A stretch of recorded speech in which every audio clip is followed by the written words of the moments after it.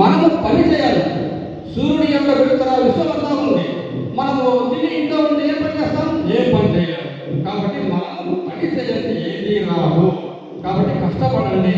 ఒక ఉన్నతమైనటువంటి లక్ష్యాన్ని, ఒక నిర్దేశాన్ని మన దృష్టిలో పెట్టుకోండి.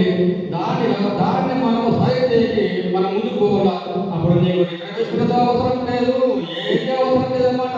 మనకి ఎందుకంటే మన జ్ఞానం, మన విద్య మనకు ముందుకు తీసుకుపోతుంది. కష్టపడితే అందరికీ విద్య వస్తుంది. ఎంత కష్టపడితే అంత విద్య వస్తుంది. ఒక నది ప్రవహిస్తూ ఉంది.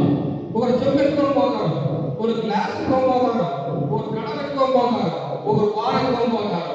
గ్లాస్ వాడికి గ్లాస్ నీళ్ళే వస్తాయి, చెంబు తీసుకుంటే చెంబు నీళ్ళే వస్తాయి, కడవ తీసుకుపోతే కడవ నీళ్ళే వస్తాయి, బాణ తీసుకుపోతే బాణ నీళ్ళే వస్తాయి. మనం కూడా అంటే అయ్యో వాళ్ళు బాగా కష్టపడ్డారంటే, వాళ్ళు మంచి మార్కులు వచ్చినాయంటే వాళ్ళు కష్టపడ్డారు. మనకి ఎందుకు రాలేదు? మనం కష్టపడలేదు.